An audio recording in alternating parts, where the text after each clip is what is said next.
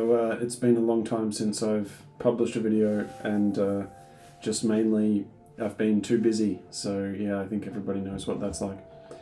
In today's video, I want to talk about something that is affecting a couple of my viewers, or will be probably, and that is when the honeymoon period ends. I have a cup of reaching through the blue screen there. I have a cup of chamomile tea. I have had like a little bit of a cough, or felt I was getting a little bit ill, so I just turned everything off, and I'll rest for a few days, and I'll talk about that. But I feel 90%. I feel pretty good. Just being very careful. Yeah, which is very wise. Very wise to be careful. Now, this guy, who I'm not going to name, he's been in China for a few months now, and I'm sure that a lot of you guys can relate. When you first get to China, it's like super exciting, and I remember for me it was like, yeah, you're learning constantly. Like every time you walk out of the house or walk out of your accommodation, information's coming in, and you're learning just so much. It's like you're downloading a program, and it's exciting. It's really exciting. Depending on your living circumstances that you've left, it could also be like a huge relief. When I was in Australia, my accommodation was like a little bit, I wouldn't say vulnerable. I had like a boat I could sleep on, but I was just sort of staying in a house, and I never knew when the police or whatever were going to come and not arrest me for being a bad guy, but just tell me, well, it's time for you to get out. Like, you don't know this person, you're not paying rent. Well, I did know them actually, but you're just living in that kind of circumstance.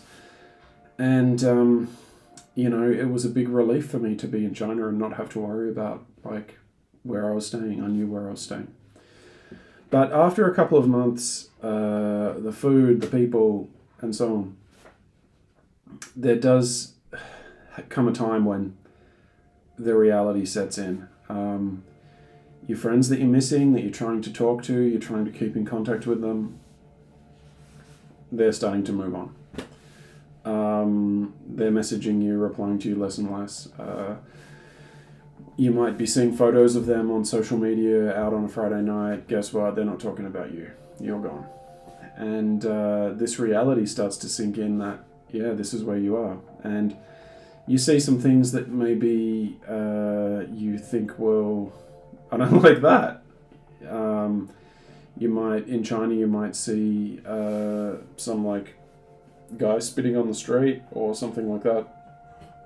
And it might really kind of upset you. I mean, not to like make a round peg fit in a square hole, but you do see that kind of thing quite often in China. It's not like there's no social faux pas about spitting, particularly with older people. Younger people do it much, much less, but all these kinds of things can start to build up, and it can lead you to sort of think like, what have I done with my life? Have I just ruined my life? Like, whatever your life was before, have you just made it worse? And I remember this feeling. I avoided drinking alcohol for like the first 3 months I was in China, because I just knew that if I had a few beers, that I would, be hungover, and I'd just start to think about all the negative things, and it just wouldn't be easy. It would be more difficult. Okay, so that was one of my strategies. Now, the whole purpose of this video is not to have like a big cry fest, all right? We want to be strong. We want to be strong people. There are one or two girls that watch, but generally it's men. We want to be strong men, and we want to get through this stuff. And I just want to share with you some of the strategies that I have used and that other people have used. So the first big one is called a China Day. And in a sense, I'm taking a China Day now, even though like I'm sick. Or, could be sick if I didn't take my day off. But a China day is basically where you shut the door, shut the curtain, you don't go out, and you just pretend China doesn't exist for a day. And for all intents and purposes, it doesn't exist for that day. Because you're in your room, you're on the internet, whatever, and you're reading a book or you're cooking or whatever it is, and you don't have to go out into China, okay? So you can just like unplug. You're not downloading programs anymore, you're not learning anymore, to go back to that metaphor, you're not experiencing it anymore, it's just over for one day. That's a really useful way. That's something that I think a lot of people use, and it's something that I use as well. I just need it like once a month at least. I just need that day just to sort of, clean my hard drive in a sense. And yeah. Now the other thing you can do, and this is a little bit more like journal-y or new agey or something like that, and I've done this a couple of times in my head, and I've actually also done it on a piece of paper before. I've done it in a notebook before. Sometimes it's very easy to kind of think like, this has been a big mistake, and you think, well, I've taken my life down the wrong path. But look at what your life would have been if you didn't move to China, okay? And look at that very, very honestly. Look at what it would have been like. Look at like what you would have been doing. Look at who your friends would have been. Look at who your girlfriend would have been or your wife would have been. Look at the job you would have had. Look at all this stuff in a very honest way. And then you can sort of go, well, yeah, I did miss out. But for me personally, it was like, I came to China and I met people that I couldn't have met in Australia. I met, I had a lot of, I wouldn't say a lot, but I knew interesting people in Australia, that's for sure. But in China, the quality of those people and the diversity of those people has been like a lot higher. And this is why, like, I'm always happy to joke about being a crazy loser or something in China, because honestly, like, that to me is just a total joke, because yeah, I never meet these losers, I meet really interesting people. It's totally like, it's totally the opposite of that. So yeah, so the friends would have been better. Okay. Partners, jobs, whatever. Jobs. What job would I have been doing? I don't even know if I would have. I mean, look, I had jobs, I worked, I was always working, but what exactly, I tell you one thing, I wouldn't have been able to, I was always a real tryhard, okay? So I don't believe that I would have just been on Centrelink or been on social welfare, that's what we call it, okay? I was always like a tryhard, I always wanted to do something and I wanted to make money. But how much, okay, let's say I had a good job, okay? A good job. How much would I be saving per month? I know the answer. How much can I save this month, even when I've taken a lot of time off because, I needed to reset, or I've just like been sick, or students I teach have been sick, and whatever. Wow, okay. So I know the answer to that question now as well. Now, there are lots of hobbies and things that I can't really do in China that I do miss. I'm not going to lie. So if you're coming over here and you're right into a hobby that you just can't do in China, whether it's falconry or horseback riding or whatever it is, just understand that like you'll have to I just named like the super richest like hobbies. What's like a normal hobby that people do that people can relate to? You know what I mean though, like if your hobby is playing poker, you're not going to have trouble playing poker in China. Every foreigner I know plays poker. I don't play poker because I think it's a waste of time and I'm not very good at it, or I don't like to risk money or something. I've never enjoyed that feeling, but if you do play poker, I mean, yeah, you're going to be able to continue your hobby. But what's a hobby you can't continue?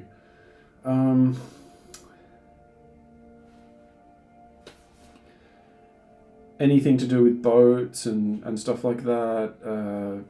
Again, that sounds a little bit like elitist or whatever, but like just canoeing, surfing, all that kind of stuff. I do know this guy who actually does surf or he was surfing when he lived on an island called Hainan. So people do surf and whatever, but that's something you definitely give up. Okay, so anyway, that's one of the things that I've done when I've felt really bad. The third strategy that I have used is just to kind of like mentally prepare to like go back. All right, so this is maybe like what you would call a reality check. So yeah, this is a good one as well. Just shock yourself. Just like go to your drawer where you keep your passport and think about like what your life is going to be like when you go back. All right, so think about the problems you had that you left. Think about the things you didn't like about back home. And yeah, it might become very clear as soon as you hold that passport in your hand and you're about to like get on a plane, or you feel like that, or you can trick yourself into thinking that. You might very quickly just be like, whoa, yeah, like I haven't worried about getting food. I haven't worried about making rent. I haven't worried about my electricity bill, and so on and so on. So, yeah, what else is up? I'll just share a little bit of news if you're still watching. It's getting very, very, very cold, so a lot of people are getting sick. If you watch like the Western internet or like Western like media programs like YouTube, you'll see that like everyone in China is like basically like, you know, it's the end of the world. People have lost their job and they've got pneumonia, and which one will get them first? But here on the ground, it's like not that bad. But a lot of younger people are definitely sick. Like parents I know are talking about how they're worried about their children and stuff. So that's like a big thing for sure. But they're getting through it. I mean, I haven't heard of any of these little guys dying or anything. But yeah, touch wood. And yeah, it's getting colder. Some snow is coming, so that's pretty exciting. Built like a little house for some cats, for some like wild cats. So in Australia, it's pretty common to have a negative view of cats because they sort of destroy the bird life. And I've got a poster there of like Sydney birds, all the birds in New South Wales and stuff. I love birds. But in China, cats are a native species. So yeah, it's very different. And yeah, so that's another thing as well. Like you listen to these guys, I'm not going to name them, but they'll tell you there's not much wildlife in China. There are cats, there are hedgehogs. Like where we live, there's like if I leave early in the morning, like 6 o'clock in the morning, I'll often like see the hedgehogs cruising around, and I try not to step on them, obviously. And yeah, what else is new? Coming up to the end of the semester. So hoping to start traveling and go down south where it's a bit warmer. And yeah, like that's pretty much everything. Now, this is a serious topic. It definitely is a serious topic because it's about people's lives, okay? So I hope people haven't felt like I've made light of their life or whatever. Those 3 pieces of advice that I've given as strategies, to me, they're foolproof, okay? They're just totally foolproof. The other thing I would add on to attach as like an afterthought is you're not immortal in China. Like, beers are cheap, but if you drink like regularly because it's cheap, you're going to like start to get more and more like you'll become an alcoholic, you know, whatever. So that's not good. So a lot of people kind of think like, well, it's just like you're immortal because you're in China. You're not. And you still have to look after yourself and take care of yourself. And so, like, if you are starting to feel a little bit over it, definitely, like, not to sound patronizing, but yeah. And make sure that you're staying healthy and looking after yourself. Sounds a bit like, yeah, I'm a mum or something, but I mean, it is the reality. I've seen people come over here super happy, super excited, and they party a bit too hard, and they just start to get a bit, like, fed up with it. And I think that, like, I mean, I'm not that rude or that direct that I would ever say to another man or whatever, like, you need to watch or you need to reduce you need to change your lifestyle or whatever, because that's just not how you respect people, is it? But on a YouTube video, you can sort of say this stuff. So, yeah, like, I definitely encourage people to think about that kind of stuff, because cigarettes as well, like, let's just get honest. I mean, be real about it. Like, The cigarettes here are not great. Like, they're pretty fucked. Like, they're not that... I've never found one that I liked, fortunately. So, yeah, I've tried most of them. But if you're a smoker, you're in heaven, in a sense, because you can get a packet for $1, $2, whatever. I mean, cigarettes in Australia are super expensive. But if you start smoking like it's 1952 and you're a character in Mad Men or something, yeah, like that's going to kind of give you a cough and make you feel like you sort of, it's all unraveling. And it's exactly the same with alcohol. Like, you can drink like a 6-pack of beer every night and it's going to cost you like $3 or $4, like, and that's good quality beer, like a Qingdao or something like that. So yeah, it's an easy trap to fall into. I mean, the good thing about China, of course, is there isn't the the temptations of drugs and all that kind of stuff here. And yeah, like, if you are a bit sick, or you do feel yourself getting a bit wound down or whatever, chamomile tea works wonders.